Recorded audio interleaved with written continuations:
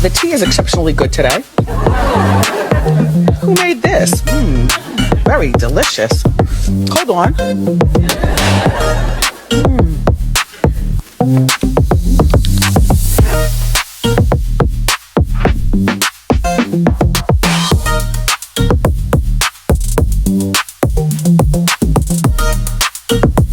What up, Cosmic Cousins? So we're going to just sit here and act like everybody and their mama ain't getting pregnant right now. And I have to be honest, y'all. The last time the sky looked this fertile, we got the original baby boomers, baby. But this 2026 version is giving soul revolution instead of white picket fence. Now, if you've been noticing a lot more sonograms while scrolling on your timeline and or big pregnancy announcements, baby, it's not just you. It's astrological. And you know I got the receipts. But before I get to spilling this tea on what this energy is finna be, you already know what to do. Go on and hit that like. Go on and subscribe to your girl if you haven't already, and hit that notification bell so you don't miss any of this cosmic tea that I want to sip with you. Now let's get into it, y'all. Now, when it comes to the energy of creation, the planets is doing the absolute most right now. I mean, it's just giving that we are in a global multiplication phase, and we literally have 4 major transits of 2026 that is making it this most fertile year that we've seen in over a decade. Now, you know I love to call Saturn Pop Saturn with its old ass. But if Saturn is pop, then Jupiter is definitely Big Mama, okay? Jupiter going to give us everything we ask for and more. So Jupiter is definitely going to have us spoiled. But since Jupiter has been in Cancer, this focus has mainly been on motherhood and that nurturing energy overall. Now, Cancer also represents the home and the roots. So when you get to teaming up an energy that literally represents the womb with a planet that expands everything it touches, I mean, what do we think was going to happen? Just saying. Now, the main thing about this energy that you need to know is that Jupiter is exalted in Cancer. So that means that it is at its max energy in Cancer. And it just went direct not too long ago. So all of that energy that was building up while it was in that retrograde is now pushing forward into our physical reality. And baby, it's walking forward with a vengeance. But I ain't mad at it. Now, as we get closer to that July 1st date, we're getting later and later in those degrees, which means that energy is getting more and more potent and more powerful. Now, it's just something overall when it comes to the lunar energy. I think it's because it's the energy that's closest to us.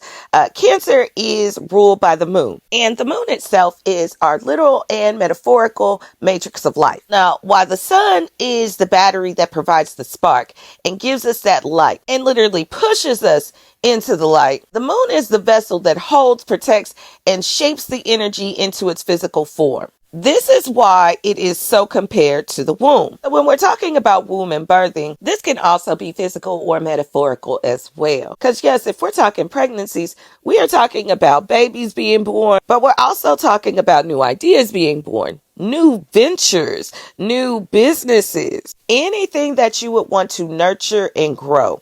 Now, since the moon itself represents the physical body, as well as the subconscious, as well as the nurturing container, which I like to call the creation station, honey. But when it comes to our birth charts, the moon tells us how we were held before we were born, as well as it tells how we hold others, keeping in mind that Cancer is a water sign that holds memory, and the moon deals with your emotions, which is your energy in motion, and it's the thoughts behind your movement. Now, Cancer is the only sign that is ruled by the moon. So this literally makes it the most fertile zodiac that we have available. It represents the 4th house, which happens to be located at the base of the chart. I mean, it is the literal home that we occupy before we enter this world. This is part of the reason why Cancer energy is so protective. If you're thinking about the crab that represents the Cancer, the crab has that hard shell on the outside, which is that protective barrier that protects that soft interior. The womb itself is also a protective barrier, or the placenta. This allows something soft, vulnerable, and precious to grow without it being crushed by the outside world. Now, I'm not going to talk y'all ear off about this right now. Y'all already know I'll dive deeper into it in the Astrology 101 series. Make sure that y'all hit that notification bell so y'all can check it out when it pops up, okay? Now, I know y'all thinking, Nova, we have been in this energy since June of 2025. Why are we talking about this right now? Well, because the closer that we get to July, The higher those degrees are going, stop playing. This energy is more potent than ever because we are getting in the later degrees. And Jupiter is already exalted in Cancer. So getting in the later degrees, it literally makes it incredibly potent. We're getting into the 8th and 9th month here. Once this energy crosses over to Leo, it's going to push whatever was birthing out and bring it into the light. But it's really just making this energy the most expansive that it's been in a while. And y'all already know I'm all about using that energy and not letting it use you. Stop playing. But on top of the fact that we are in the later degrees of that Jupiter and Cancer energy, Saturn and Neptune just entered the party in February at that 0 degrees in Aries. Now that's a deep ass spark, okay? Now I don't know if y'all are aware or not, but that conjunction is actually incredibly rare. And we will never see that conjunction again in our lifetime. 0 degrees at Aries? No, we won't see that shit again, okay? Now, if you caught my Neptune video or any of the rising sign videos or just any of my videos, period, I've been talking a lot about this energy and how it takes Neptune literally 165 years to make it through the entire cycle of the zodiac wheel. So Neptune being in Aries right now is the beginning of all beginnings. And you know, with Saturn being involved, that makes this energy serious as hell. This energy will be respected, and it's all about building that legacy. That 0 degrees was the absolute beginning of the zodiac wheel. It's pure, it's raw, it's literally Big Bang energy. Neptune being the soul and the dreams, and Saturn being the physical structure. Those two meeting up together, it was literally birthing a dream into reality. It's when that beautiful spirit meets that body, and things get a lot more real. Now, in addition to it being a physical birth, we also had a collective rebirth. Now, keeping in mind, there's a lot of us who's been on our spiritual journey for a very long time, but there's some of our cosmic cousins that's just now really kind of waking up.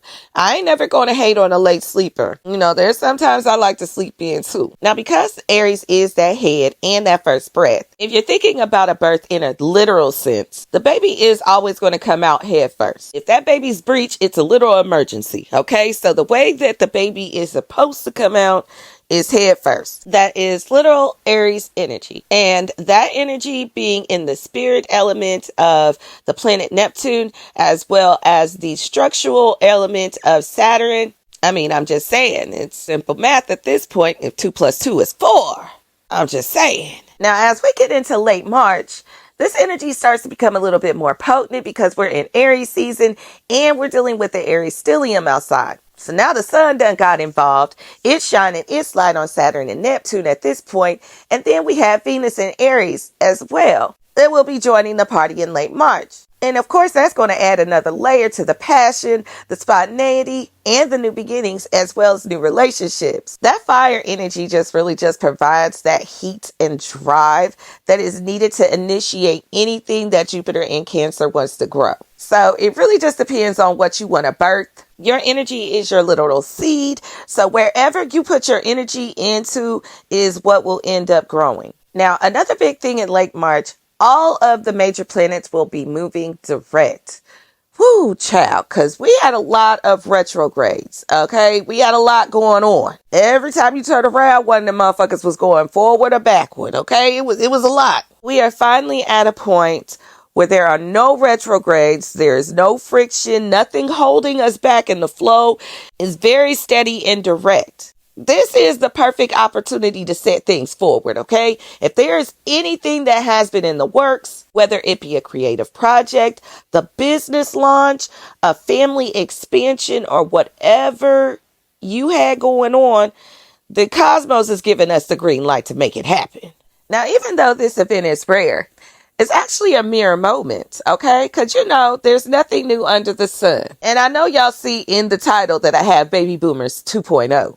Well, y'all know I don't speak on nothing without coming with a receipt or two, all right? Now, while the astrology isn't an exact twin, okay, the fertility frequency is tuned into a very similar station. And you know I got to come with the breakdown because in the 1940s, in the 1950s, there was a boom that honestly compares to this 2026 energy. Now, probably the biggest similarity of this energy is that Jupiter in Cancer, okay? Jupiter hits the placement roughly 12 years apart from each other, but it was doing the absolute most during the peak of the original baby boom. We're talking about 1942 through 1943 and 1954 through 1955. This energy was super thick around this time, baby. But this energy expanded that traditional family unit. It created that white picket fence dream. That white picket fence represents a safety and security. Now, since June of last year, we've been dealing with this transit again because we're talking about the same axis, but it's coming off a little different this time. This time, it is time to expand our definition of what family and home looks like to us. It's less about tradition and having this model standard of what a family looks like and what traditions that we want to carry on as far as our belief system. This is an expansion on a soul level, giving emotional soul connection type energy. But back then it was all about that tradition and just expanding upon the family. Now, when it comes to the original baby boomers, they were born when Pluto was in Leo. This is the sign of self. They were definitely here to say, I am here. But this new wave, well, they are being born at the opposite sign in Aquarius. Now, Leo and Aquarius are sister signs. So if you didn't know that, now you know. So even though we're on the same axis of energy, it's just with a little different flavor. These aren't just babies, okay? These are system breakers. Aquarius energy is that revolutionary energy. It is that rebel. It's all about the community. It's less about the systems. It's all about standing out in your unique self and not going along just to get along. This energy is not interested in no white picket fence, okay? They are interested in the soul revolution. They are literally here to bring the high vibe, community focused energy that Pluto in Aquarius demands. Now, with that being said, the original boomers, Pluto in Leo, that was from 1939 to 1958, okay? Leo rules the fifth house of children and creativity, and this literally created a generation obsessed with their identity, their self-expression, as well as being the star in their own lives. They were literally the me generation. I mean, it was. Now, all of these babies that's being born during this Pluto in Aquarius, their energy is going to be very much we. We're going to be dealing with the collective. They are literally here to recode, okay? And not only that, stand out as their unique individual self. Now, another energy that sticks out to me, and this is another axis of energy with sister signs. Back in 1942 to 1957, we had Neptune in Libra. Now, this energy will literally make you romanticize the shit out of relationships, okay? Marriage was a big thing, finding your perfect match. Like, Neptune is about that dreamy, loving energy. I mean, Pisces energy is literally exalted in Venus, so that tells you a little bit about how Neptune feels about love. It's given rom-com, the deepest depths of waters of love, okay? So having that energy for them literally made them romanticize being married, being partnered up with someone, and having this dream life. Now, the sister sign of Libra is Aries. And we just got finished talking about that Saturn and Neptune conjunction in Aries, as well as this Aries stellium that we're currently dealing with. So we have a lot of individual energy going on right now. Whereas Libra is more concerned about partnership, Aries is more concerned about self. It's also more concerned about individual sovereignty and building things from scratch. A cosmic reset, starting things new systems, new ideas, new dreams being born, just taking things from the very tippy top, okay? Now, as far as social and even astrologically, both of these eras follow a period of massive collection restriction. The 1940s followed, World War II. And well, you know where we're at right now, okay? Now, when Saturn's restriction moves out the way and Jupiter's expansion takes over in a very fertile sign like Cancer, the collective psyche literally flips from survival mode into creation mode. We are essentially witnessing a global exhale. This is the manifestation of new life, new beginnings. Now, as we creep closer to July, we will start to see a lot of these things that are being birthed in the background or that was being created in the darkness being brought to light. You're going to start seeing more pregnancy announcements, a lot of new ventures, a lot of new businesses, a lot of new ideas creatively just start popping out around June and July. Like, mark my words, maybe even sooner than that. But one thing about those original boomers, they identified with that Leo energy. Now, in 2026, the Boomer 2.0s are all about that spiritual reality. We aren't just creating new beings. We are actually birthing a whole new frequency of beings, as well as creative ideas and businesses and whatever else is heart-driven. But y'all gotta let me know, Cosmic Cousins, what are you birthing new? What are you expecting? I want to hear all about it, so go ahead and drop it in the comments. And if you haven't liked this video already, then what are you doing? I'm just saying. And go ahead and hit that subscribe. Of course, my Cosmic Cousins, I appreciate all of the support, all of the love that you guys give me. So I want to hear all about your new ventures. Tell me about it, okay? I hope you have enjoyed this video, Cosmic Cousins, and I'm out of here.